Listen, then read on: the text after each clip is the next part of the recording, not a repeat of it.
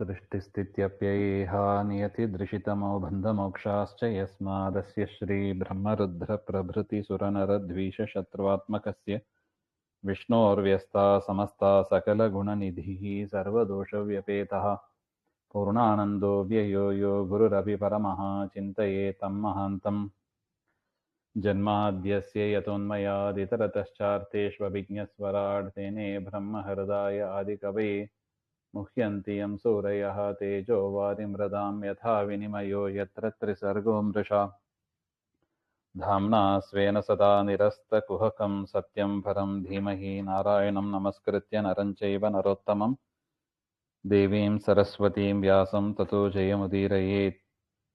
कृष्णाय वासुदेवाय हरये परमात्मने प्रणतः क्लेशनाशाय गोविन्दाय नमो नमः। श्रीगुरुभ्यो नमः। ಶ್ರೀಮದ್ಭಾಗವತ ತೃತೀಯ ಸ್ಕಂದ ದ್ವಾದಶೋಧ್ಯಾಯದಲ್ಲಿ 39ನೇ ಶ್ಲೋಕ. ವಿಕಾರೈಃ ಷೋಡಶೈರ್ಯುಕ್ತಃ ವಿಶೇಷಾದಿಭಿರಾವೃತಃ ಅಂಡಕೋಶೋ ಬಹಿರಯಂ 50 ಕೋಟಿ ವಿಸ್ತೃತಃ ದಶೋತ್ತರ ಅಧಿಕೈರ್ಯತ್ರ ಪ್ರವಿಷ್ಟಃ ಪರಮಾಣುವತ್ ಲಕ್ಷ್ಯತೆ ಅಂತರ್ಗತಾಶ್ಚಾನ್ಯೇ ಕೋಟಿಶೋ ಹಿ ಅಂಡರಾಶಯಃ. ಹಾಗೆ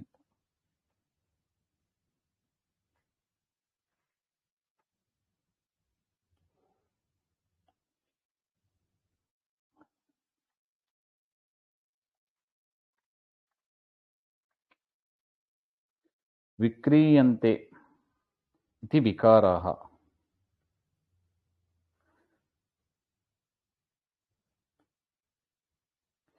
ಏಕಾದಶ ಇಂದ್ರಿಯ ಪಂಚಭೂತಾಖ್ಯಾಃ ತೈಃ ಷೋಡಶೈಃ ಷೋಡಶ ಸಂಖ್ಯಾಕೈಃ ಯುಕ್ತಃ ವಿಕೃತಃ. ಅಂದರೆ ಏಕಾದಶ ಇಂದ್ರಿಯಗಳು ಅವುಗಳಿಂದ ಷೋಡಶ ಸಂಖ್ಯಾಕೈಃ ಯುಕ್ತಾಃ ಈ 16 ಇರುತ್ತದೆ ಹಾಗೆ ಅಂತ ಹೇಳ್ತಾರೆ. ವಿಶಿಷ್ಯತೆ ಇತಿ ವಿಶೇಷಃ.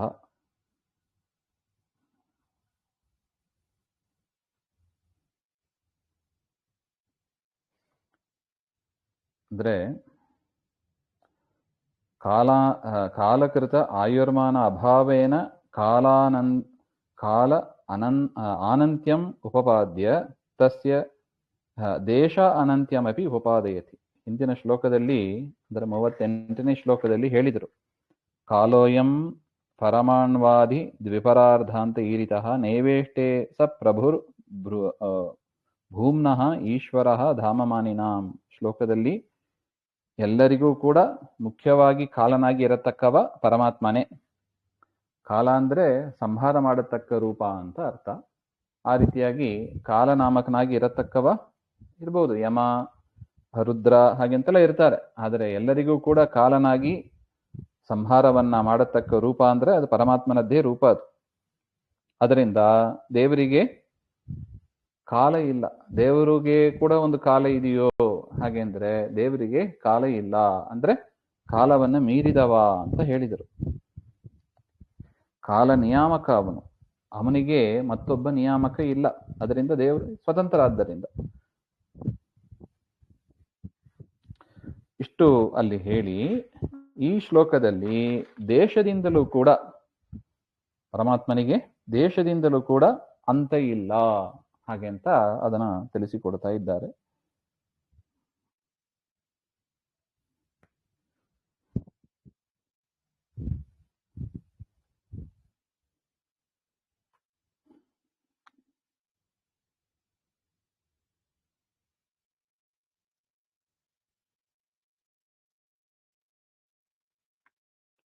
ದಶೋತ್ತರ ಅಧಿಕೈಃ 50 ಕೋಟಿ ವಿಸ್ತೃತಃ ಅಯಂ ಅಂಡಕೋಶಃ ಯತ್ರ ಹರೌ ಪ್ರವಿಷ್ಟಃ ಪರಮಾಣುವಲ್ಲಕ್ಷ್ಯತೆ. ಅಂದ್ರೆ ಈ ಒಂದು ಬ್ರಹ್ಮಾಂಡ ಏನಿದೆ, ಬ್ರಹ್ಮಾಂಡದಲ್ಲಿ ಎಲ್ಲ ಕಡೆ ಪರಮಾತ್ಮ ವ್ಯಾಪ್ತನಾಗಿದ್ದಾನೆ ಅಂತ ಹೇಳ್ತಾರೆ. ಈ ಬ್ರಹ್ಮಾಂಡ ಅದರ ಸೈಜ್ ಎಷ್ಟು ಹಾಗೆ ಅಂದ್ರೆ 50 ಕೋಟಿ ವಿಸ್ತೃತಃ 50 ಕೋಟಿ ಯೋಜನ ವಿಸ್ತೀರ್ಣವಾದದ್ದು ಅಂತ ಹೇಳ್ತಾರೆ. ಆ 50 ಕೋಟಿ ವಿಸ್ತೀರ್ಣವಾದ ಜಗತ್ತಿನಲ್ಲೂ ಕೂಡ ಬ್ರಹ್ಮಾಂಡದಲ್ಲೂ ಕೂಡ ಪರಮಾತ್ಮ ಆವಿಷ್ಟನಾಗಿದ್ದಾನೆ. ಹೇಗೆ ಅಂದ್ರೆ ಪರಮಾಣುವತ್ ಹೇಗೆ ಪರಮಾಣು ಒಳಗೆ ಸೇರ್ಕೊಂಡಿರುತ್ತದೋ ಅದೇ ರೀತಿಯಾಗಿ ಪರಮಾತ್ಮ ಪರಮಾಣುವಿನ ಒಳಗೂ ಕೂಡ ಸೇರ್ಕೊಂಡಿದ್ದಾನೆ ಹಾಗೆ ಅಂತ ಅರ್ಥ. ನ ಕೇವಲಂ ಅಯಂ ಏಕಃ ಏವ ಅಂಡಕೋಶಃ ಸಾ ಆವರಣೆ ಹರಿ ಅಂತರ್ಗತಃ ಕಿಂತು ಅನ್ಯೇಪಿ ಇತ್ಯಾಹ. ಈ ಕೇವಲ ಈ ಒಂದು ಅಂಡಕೋಶ ಮಾತ್ರ ಇಲ್ಲ ಪರಮಾತ್ಮ ಆವಿಷ್ಟನಾದದ್ದು. ಅಂಡಕೋಶ ಪ್ಲಸ್ ಅದರ ಆವರಣ ಅಂತಾನು ಹೇಳ್ತಾರೆ. ಆವರಣ ನವವಿಧವಾದ ಆವರಣ ಇದೆ ಹಾಗೆ ಅಂತ ನಾವು ನೋಡಿದ್ದೀವಿ. ಅಂದ್ರೆ ಬ್ರಹ್ಮಾಂಡದ ಸುತ್ತ ಇರತಕ್ಕ ಒಂದು ಕಾಂಪೌಂಡ್ ವಾಲ್ ತರ ಅಂತ ಇಟ್ಕೋಬಹುದು. ಅದು 9 ಲೇಯರ್ ಇದೆ. ಆ 9 ಲೇಯರ್ ಅಲ್ಲೂ ಕೂಡ ಬ್ರಹ್ಮಾಂಡ ಪ್ಲಸ್ ಅದರ ಆವರಣ ಅದೆಲ್ಲದರಲ್ಲೂ ಪರಮಾತ್ಮ ಆವಿಷ್ಟನಾಗಿದ್ದಾನೆ. ಅಷ್ಟು ಮಾತ್ರ ಇಲ್ಲ, ಪರಮಾತ್ಮ ಇದು ಒಂದೇ ಬ್ರಹ್ಮಾಂಡದಲ್ಲಿ ಇದ್ದಾನೆ ಅಂತ ತಿಳಿಯಬಾರದು. ಅವನ ರೋಮಕೂಪದಲ್ಲಿ ಅನಂತ ಬ್ರಹ್ಮಾಂಡಗಳಿದೆ. ಒಂದೊಂದು ರೋಮಕೂಪದಲ್ಲೂ ನಮಗಿರ್ತದೆ ನೋಡಿ, ಕೈಯಲ್ಲಿ ಕೂದಲು ಇದೆ, ಅದರದ್ದು ಒಂದು ಬೇಸ್ ಅಂತ. ರೋಮಕೂಪ ಅಂದ್ರೆ ಅದರ್ಥ ಎಲ್ಲಿ ಆ ಕೂದಲು ಹುಟ್ಟುತ್ತದೋ ಅದು ಹಾಗೆ ಅಂತ ಅದನ್ನು ರೋಮಕೂಪ ಅಂತ ಕರಿತೀವಿ. ಸಣ್ಣ ಹೋಲ್ ಇರುತ್ತದೆ, ಆ ಹೋಲ್ನಿಂದ ಕೂದಲು ಹೊರಗೆ ಬರುತ್ತದೆ. ಆ ಹೋಲನ್ನು ರೋಮಕೂಪ ಅಂತ ಕರಿತೀವಿ.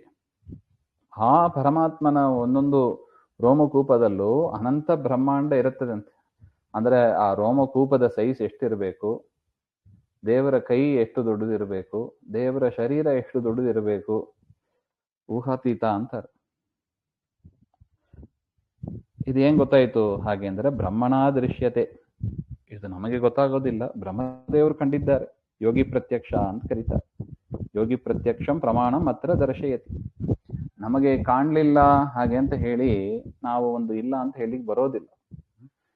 ಈಗ ನಮಗೆ ಕಾಣದೇ ಇರುವ ಅನೇಕ ಪದಾರ್ಥಗಳನ್ನ ಟೆಲೆಸ್ಕೋಪ್ ಇತ್ಯಾದಿ ಉಪಕರಣಗಳನ್ನು, ಮೈಕ್ರೋಸ್ಕೋಪ್ ಅಂತೆಲ್ಲ ಇಟ್ಟುಕೊಂಡು ಆ ಸಾಮರ್ಥ್ಯ ಇರುವವರು ನೋಡ್ತಾರೆ, ಸೈಂಟಿಸ್ಟ್ ಅವ್ರೆಲ್ಲ ನೋಡ್ತಾರೆ. ಅದೇ ತರ ಅದು ನಮ್ಮ ಕಣ್ಣಿಗೆ ಕಾಣಿಸಲ್ಲ ಅಂತ ಹೇಳಿ ಅದು ಇಲ್ಲ ಅಂತ ಹೇಳಕ್ ಆಗ್ತದಾ? ಇಲ್ಲ. ಅದೇ ತರ ಬ್ರಹ್ಮದೇವರು ಚೀಫ್ ಸೈಂಟಿಸ್ಟ್ ಅವರು. ಆ ಸೈಂಟಿಸ್ಟಿಗೆ ಎಲ್ಲವೂ ಕಾಣಿಸ್ತದೆ. ಬ್ರಹ್ಮಣ ದೃಶ್ಯಂತೆ ಇತ್ಯರ್ಥ. ಅನೇನ ಯೋಗಿ ಪ್ರತ್ಯಕ್ಷಂ ಪ್ರಮಾಣಂ ಅತ್ರ ದರ್ಶಯತಿ. ಹಿ ವೇದಗಳಲ್ಲೂ ಕೂಡ ಇದು ಪ್ರಸಿದ್ಧ ಇದೆ. ಅತ್ರ ಯುಗಪದೇನ ಬ್ರಹ್ಮಾಂಡ ಬಹುತ್ವ ಮುಕ್ತಂ ತತ್ಕಥಂ ಇತಿ ತದುಪಪಾದಯಿತುಂ ಅಪೇಕ್ಷಿತಂ ಪೂರಯತಿ ಅಂತರ್ಗತ ಇತಿ. ಅತ್ರ ಶರೀರಾಣಿ ಇತಿ ದ್ವಿತೀಯಾಂತಸ್ಥಪದಂ ಅಧ್ಯಾಹೃತಂ ತಥಾ ಚ ಶರೀರಾಣ್ಯಂತರ್ಗತಃ. ಪರಮಾತ್ಮನ ಶರೀರದಲ್ಲಿ ಅದೇ ರೋಮಕೂಪ ಅಂತ ಹೇಳ್ತೀವಲ್ಲ, ಅಲ್ಲಿ ಪ್ರವಿಷ್ಟವಾಗಿದೆ ಅವೆಲ್ಲ. ವಿಷ್ಣು ಶರೀರ ಬಹುತ್ವೇನ, ಪರಮಾತ್ಮನ ಶರೀರ ಅನಂತ ಇದೆ. ತದ್ಗತಾನಾಂ ಅಂಡಾನಾಂ ಬಹುತ್ವಂ ಇತ್ಯುಕ್ತಂ ಭವತಿ. ಅವನ ಅಂಡಗಳು ಕೂಡ ಬ್ರಹ್ಮಾಂಡವೂ ಕೂಡ ಅನಂತ ಇದೆ ಹಾಗೆ. ಉಕ್ತಂ ಅರ್ಥಂ ಅರ್ಥಾಂತರಂ ಚ ಪ್ರತಿಪಾದಯತ್ ಪ್ರಮಾಣಂ ಪಠತಿ ಶರೀರಾಣಾಂ.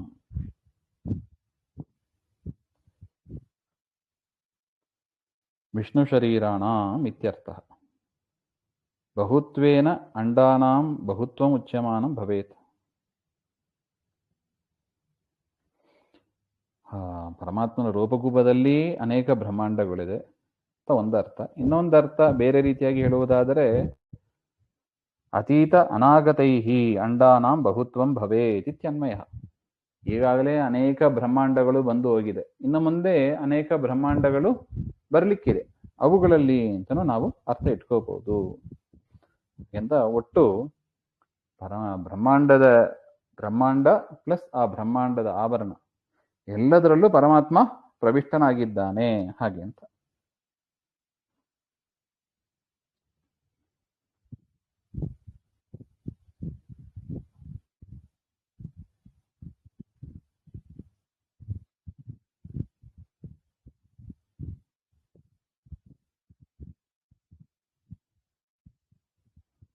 ವಿಷ್ಣು ಶರೀರ ಬಹುತ್ವೇನ ಅಂಡಬಹುತ್ವಂ ಉಪಪಾದ್ಯ ಇದಾನೀಂ ಏಕಸ್ಮಿನ್ನೇವ ವಿಷ್ಣು ಶರೀರೆ ರೋಮಕೂಪ ಬಹುತ್ವೇನಾಪಿ ತದ್ ಉಪಪಾದಯತ್ ಪ್ರಮಾಣಂ ದರ್ಶಯತಿ ಏಕಮಂಡಂ ಹಾಗೆ ಅಂತ. ನೋಡಿ, ಅನೇಕ ರೀತಿಯಾದ ವ್ಯಾಖ್ಯಾನ. ಪರಮಾತ್ಮನದ್ದೇ ಅನೇಕ ರೂಪಗಳಿದೆ. ಒಂದು ರೂಪಕ್ಕೆ ಒಂದು ಬ್ರಹ್ಮಾಂಡ ಆಶ್ರಯ ಅಂತ ಇಟ್ಟುಕೊಂಡ್ರು ಕೂಡ ಪರಮಾತ್ಮನ ಅನೇಕ ರೂಪಗಳಿದೆ. ಹಾಗೆ ಅಂತ ಒಂದು. ಇನ್ನೊಂದು ರೀತಿಯಾಗಿ ಹೇಳುವುದಾದರೆ ಅನೇಕ ಬ್ರಹ್ಮಾಂಡಗಳು ಈಗಾಗಲೇ ಹೋಗ್ಬಿಟ್ಟಿದೆ, ಇನ್ನು ಅನೇಕ ಬ್ರಹ್ಮಾಂಡಗಳು ಮುಂದೆ ಬರ್ಲಿಕ್ಕಿದೆ, ಅದರಿಂದ ಅನೇಕ ಬ್ರಹ್ಮಾಂಡ ಅಂತ ಹೇಳಿದ್ದು ಕೂಡುತ್ತದೆ ಹಾಗೆ ಅಂತ. ಇನ್ನು ಮೂರನೇ ವ್ಯಾಖ್ಯಾನ ಪರಮಾತ್ಮನ ರೋಮಕೂಪದಲ್ಲಿ, ಒಂದೊಂದು ರೋಮಕೂಪದಲ್ಲೂ ಅನೇಕ ಬ್ರಹ್ಮಾಂಡಗಳಿದೆ, ಅದರಿಂದ ಬ್ರಹ್ಮಾಂಡ ಒಂದೇ ಅಂತ ತಿಳಿಯಬಾರ್ದು, ಬ್ರಹ್ಮಾಂಡ ಅನೇಕ ಇದೆ. ನೋಡಿ, ಅದನ್ನೇ ಬ್ರಹ್ಮಾಂಡ ಪುರಾಣದಲ್ಲಿ ಆಚಾರ್ಯರು ಪ್ರಮಾಣ ಕೊಟ್ಟು ಹೇಳ್ತಾ ಇದ್ದಾರೆ. ಏಕಮಂಡಂ ಬಹುತ್ವೇನ ಪ್ರತ್ಯೇಕಂ ರೋಮಕೂಪಕಂ ಬ್ರಹ್ಮ ಅಪಶ್ಯತ್ ತಥಾತ್ಮಾನಂ ಹರೇಸ್ತೇಷು ಪೃಥಕ್ ಪೃಥಕ್. ಒಂದೇ ಅಂಡ ಬಹುತ್ವೇನ ಪ್ರತ್ಯೇಕಂ ರೋಮಕೂಪಕಂ, ಪರಮಾತ್ಮನ ಒಂದೊಂದು ರೋಮಕೂಪದಲ್ಲೂ ಅನೇಕ ಬ್ರಹ್ಮಾಂಡಗಳಿದೆ. ಅದು ಹೇಗೆ ಬಿಡಿ ಬಿಡಿಯಾಗಿತ್ತಂತೆ, ಎಲ್ಲ ಮಿಕ್ಸ್ ಆಗಿಲ್ಲ ಅಂತಾರೆ. ಅಲ್ಲ, ಹೆಂಗ್ ಗೊತ್ತಾಯ್ತು? ಬ್ರಹ್ಮ ಅಪಶ್ಯತ್ ತಥಾ, ಬ್ರಹ್ಮದೇವರ ಆ ರೀತಿಯಾಗಿ ಕಂಡ್ರಂತೆ, ಬ್ರಹ್ಮದೇವರ ಪ್ರತ್ಯಕ್ಷಕ್ಕೆ ಗೊತ್ತಾಗಿದೆ ಅದು. ಹರೇ ಹೇ ತೇಷು ಪೃಥಕ್ ಪೃಥಗಿತಿ, ಪರಮಾತ್ಮನ ಶರೀರದಲ್ಲಿ ಆ ರೀತಿಯಾಗಿ ಕಂಡಿದ್ದಾರೆ. ಅದರಿಂದ ಬ್ರಹ್ಮಾಂಡ ಅನೇಕ ಇದೆ. ಪ್ರಸ್ತುತ ಈಗಿರೋದು ಒಂದೇ ಬ್ರಹ್ಮಾಂಡ ಹಾಗೆ ಅಂತ. ಅದರ ಅರ್ಥ ಒಂದೇ ಬ್ರಹ್ಮಾಂಡ ಅಂತ ತಿಳಿಬಾರ್ದು, ಅನಂತ ಬ್ರಹ್ಮಾಂಡಗಳು ಇದೆ. ಎಲ್ಲಿ ಇದೆ? ಪರಮಾತ್ಮನ ಅನಂತ ರೂಪಗಳಿದೆ, ಒಂದೊಂದು ರೂಪದಲ್ಲೂ ಬ್ರಹ್ಮಾಂಡ. ಅಥವಾ ಈಗ ಹಿಂದೆ ಓದದ್ದು ಅನೇಕ ಬ್ರಹ್ಮಾಂಡ, ಮುಂದೆ ಬರ್ಲಿಕ್ಕಿರೋದು ಅನಂತ ಬ್ರಹ್ಮಾಂಡ. ಆ ರೀತಿಯಾಗಿ ಯೋಚನೆ ಮಾಡಿದ್ರು ಕೂಡ, ವಿಚಾರ ಮಾಡಿದ್ರು ಕೂಡ ಅನೇಕ ಬ್ರಹ್ಮಾಂಡಗಳು ಇದೆ. ಅಥವಾ ಪರಮಾತ್ಮನ ಒಂದೊಂದು ರೋಮಕೂಪದಲ್ಲೂ ಅನೇಕ ಬ್ರಹ್ಮಾಂಡ ಇದೆ ಅಂತ ಬ್ರಹ್ಮಾಂಡ ಪುರಾಣದ ಆಧಾರದಲ್ಲಿ ತಿಳಿಲಿಕ್ಕೆ ಸಾಧ್ಯ ಹಾಗೆಂತ. ಅದರಿಂದ ಏನು?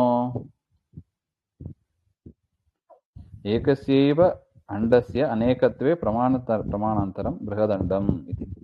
ಬೃಹದಂಡಂ ಅಭೂತ್ ಏಕಂ ಇತಿ ಭಾರತೆ, ಮಹಾಭಾರತದಲ್ಲೂ ಕೂಡ ಇದು ಪ್ರಮಾಣ ಇದೆ ಹಾಗೆ. ಅದರಿಂದ ಒಟ್ಟು ಏನ್ ಹೇಳ್ತಾರೆ ಹಾಗೆ ಅಂದ್ರೆ, ಎಲ್ಲಾ ಆ ಬ್ರಹ್ಮಾಂಡದ ಒಂದು ಜಾಗ ಬಿಡದೆ ಎಲ್ಲದರಲ್ಲೂ ಪರಮಾತ್ಮ ವ್ಯಾಪ್ತನಾಗಿದ್ದಾನೆ. ಅದರಿಂದ ಏನಾಯ್ತು ಹಾಗೆಂದ್ರೆ, ದೇಶದಿಂದಲೂ ಕೂಡ ಪರಮಾತ್ಮ ವ್ಯಾಪ್ತನಾಗಿದ್ದಾನೆ. ಪರಮಾತ್ಮ ಇಲ್ಲದಿದ್ದ ಪದಾರ್ಥ ಅಂತ ಇಲ್ಲ.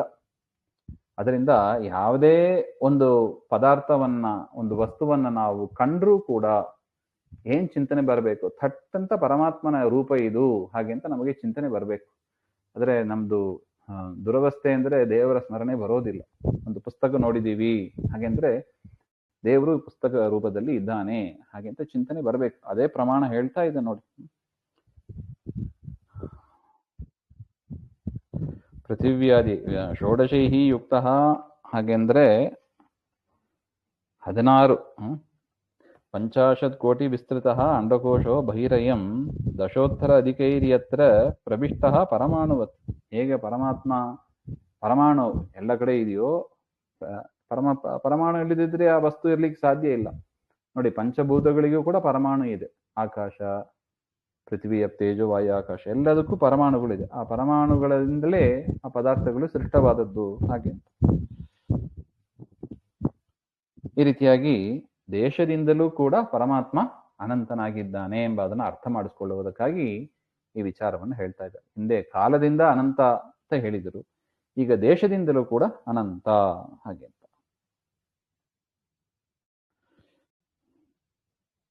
ಯಮಾಹುರ್ ಅಕ್ಷರಂ ಬ್ರಹ್ಮ ಸರ್ವಕಾರಣ ಕಾರಣಂ ವಿಷ್ಣೋರ್ಧಾಮ ಪರಂ ಸಾಕ್ಷಾತ್ ಪುರುಷಸ್ಯ ಮಹಾತ್ಮನಃ ಇದಾನೀಂ ಗುಣತಃ ಅಪಿ ಆನಂತ್ಯಂ ಹರೇಃ ದರ್ಶಯನ್ ಬ್ರಹ್ಮಾಂಡ ಆಧಾರೇ ತಸ್ಮಿನ್ ಬ್ರಹ್ಮಾಂಡ ಅಂತರ್ಗತತ್ವಂ ಅಪಿ ಅಸ್ತಿ ಇತ್ಯಾಹ ಯಮಾಹುಹು ಇತಿ. ದೇಶದಿಂದ ಅನಂತ, ಕಾಲದಿಂದಲೂ ಅನಂತ ಅಂತ ಹಿಂದಿನ ಶ್ಲೋಕಗಳಲ್ಲಿ ನಾವು ನೋಡಿದ್ದೀವಿ. ಈ ಶ್ಲೋಕದಲ್ಲಿ 41ನೇ ಶ್ಲೋಕದಲ್ಲಿ ಗುಣದಿಂದಲೂ ಕೂಡ ಪರಮಾತ್ಮ ಅನಂತನಾಗಿದ್ದಾನೆ ಹಾಗೆ ಅಂತ ಹೇಳ್ತಾ ಇದ್ದಾರೆ.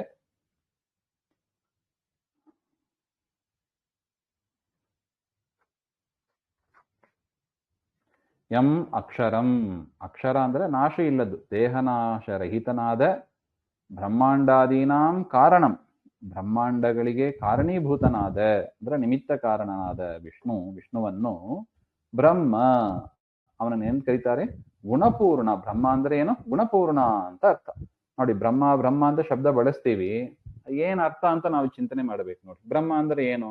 ಬೃಹಂತೆ ಯಸ್ಮಿನ್ ಗುಣಾಹ, ಯಾರಲ್ಲಿ ಗುಣಗಳು ಬೃಹತ್ತಾಗಿ ಇದೆಯೋ, ಪೂರ್ಣವಾಗಿ ಇದೆಯೋ ಅವನು ಅಂತ ಅರ್ಥ.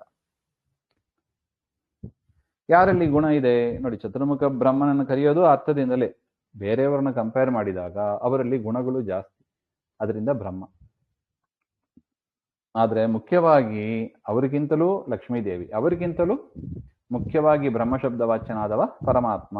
ಹಾಗೆ ಗುಣಪೂರ್ಣಾನಾಂ ಆಹುಹು, ಬ್ರಹ್ಮ ಅಂದ್ರೆ ಅದೇ ಅರ್ಥ. ಮಹಾತ್ಮಾನಃ ಪುರುಷಸ್ಯ ವಿಷ್ಣೋಃ ಅಂಡರಾಶಯ ಧಾಮ ಗೃಹಭೂತಃ ಅಂತ ಪರಮಾತ್ಮನಿಗೆ ಈ ಅಂಡರಾಶಿಗಳು ಏನಿದೆ, ಬ್ರಹ್ಮಾಂಡ, ಅದು ಎಲ್ಲವೂ ಕೂಡ ಇಡೀ ಬ್ರಹ್ಮಾಂಡ ಹೌದು, ಅದರಲ್ಲಿರತಕ್ಕ ಅವಯವಗಳು ಅಂದ್ರೆ ಪಾರ್ಟ್ಸ್, ಅದು ಕೂಡ ದೇವರ ಮನೆನೇ. ಅಂದ್ರೆ ಯಾವುದು? 14 ಲೋಕ. 14 ಲೋಕದಲ್ಲಿ ಇರುವ ಖಂಡಗಳು, ಭರತಖಂಡ ಇತ್ಯಾದಿ, ಅದು ಕೂಡ ದೇವರ ಮನೆನೇ. ಆ ಖಂಡದಲ್ಲಿ ಇರುವ ಪ್ರತಿಯೊಂದು ವಸ್ತುವು ಕೂಡ ದೇವರ ಪ್ರತಿಮೆ ಅಂತ ಹೇಳ್ತಾ ಇದ್ದಾರೆ. ಅದರಿಂದ ಪರಮಾತ್ಮ ಎಲ್ಲದಕ್ಕೂ ಕೂಡ ಏನಾಗಿದ್ದಾನೆ? ಆಶ್ರಯಪ್ರದನಾಗಿದ್ದಾನೆ. ಒಳಗಿದ್ದು ಪರಮಾತ್ಮ ಆಶ್ರಯಪ್ರದನಾಗಿದ್ದಾನೆ. ಎರಡೂ ಹೌದು. ಬ್ರಹ್ಮಾಂಡ ಇದು ದೇವರಿಗೆ ಆಶ್ರಯ. ಯಾಕೆ? ಬ್ರಹ್ಮಾಂಡದ ಒಳಗೆ ದೇವರಿರೋದು. ಒಳಗಿದ್ದು ಪರಮಾತ್ಮ ಬ್ರಹ್ಮಾಂಡವನ್ನ ಧರಿಸಿದ್ದಾನೆ. ಅದರಿಂದ ಬ್ರಹ್ಮಾಂಡಕ್ಕೂ ಆಶ್ರಯ ದೇವರು ಅಂತ ಎರಡು ರೀತಿಯಾಗಿ ಹೇಳ್ಬೋದು.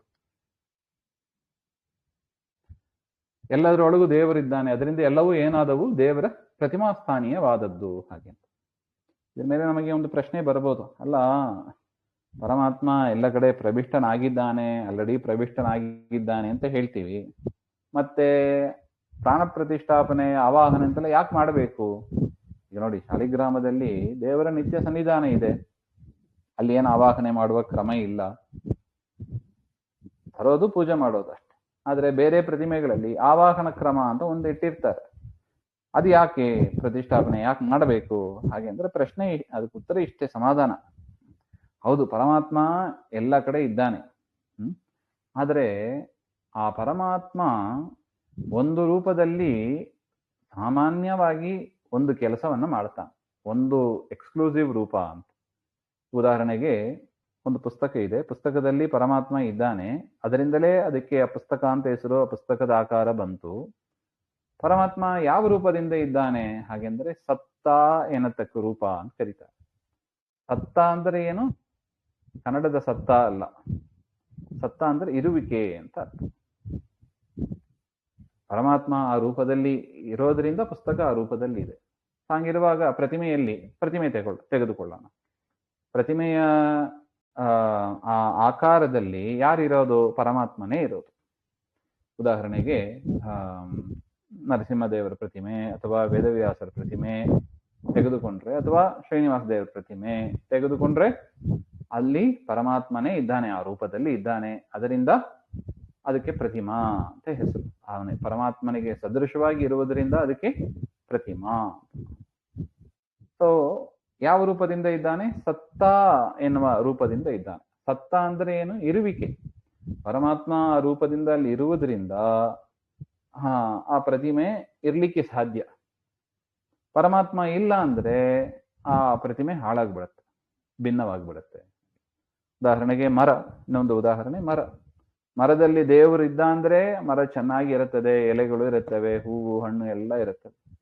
ಪರಮಾತ್ಮ ಅದನ್ನ ಬಿಟ್ಟು ಹೋದ, ಮರ ಬೀಳಕ್ಕೆ ಶುರುವಾಗ್ತದೆ ಅಷ್ಟೆ. ಇದು ಯಾವ ರೂಪ? ಸತ್ತ ಎನ್ನತಕ್ಕ ರೂಪ ಅಂತ ಕರೀತಾರೆ.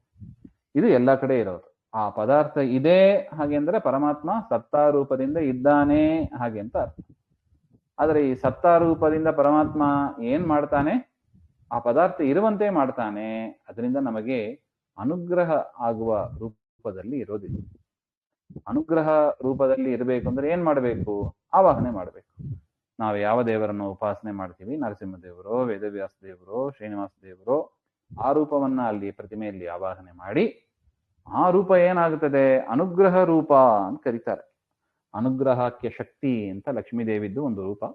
ಆ ಅನುಗ್ರಹಕ್ಕೆ ಶಕ್ತಿಯಿಂದ ಸಹಿತವಾಗಿ ಪರಮಾತ್ಮನನ್ನ ಅಲ್ಲಿ ಆವಾಹನೆ ಮಾಡಿ ಅನುಗ್ರಹ ಆಗುತ್ತದೆ. ಹಾಗೆ ಅನುಗ್ರಹ ಮಾಡುವ ರೂಪ ಬೇರೆ, ಸತ್ತ ಎನ್ನತಕ್ಕ ರೂಪ ಬೇರೆ. ಅದರಿಂದ ಯಾಕೆ ಆವಾಹನ ಮಾಡಬೇಕು ಎಂಬ ಪ್ರಶ್ನೆ ಬರೋದಿಲ್ಲ ನೋಡಿ. ಯಾಕೆಂದ್ರೆ ಎಲ್ಲಾ ಪದಾರ್ಥದಲ್ಲೂ ಇದ್ದಾನೆ, ಸತ್ತ ರೂಪದಿಂದ ಇದ್ದಾನೆ. ಅನುಗ್ರಹ ರೂಪದಿಂದ ಬರಬೇಕು ಎನ್ನುವುದಕ್ಕಾಗಿ ನಾವು ಆವಾಹನೆಯನ್ನ ಮಾಡಿದ್ವಿ. ಸತ್ತ ರೂಪದಲ್ಲಿ ಇದ್ದು ದೇವರು ಅನುಗ್ರಹ ಮಾಡೋದಿಲ್ಲ. ಏನ್ ಮಾಡ್ತಾನೆ? ಆ ಪದಾರ್ಥ ಇರುವಂತೆ ಮಾಡ್ತಾನೆ ಅಷ್ಟೇ. ಇದು ದೇವರ ನಿಯಮ ಇದು. ಈ ರೀತಿಯಾಗಿ ಏನ್ ಹೇಳಿದಂತೆ ಆಯಿತು? ತಸ್ಯ ದೇಶತಃ ಆನಂತ್ಯಂ ತಥಾಚ ಅಂಡರ್ಬಹಿಶ್ಚ ಅಸ್ತಿ ಇತಿ.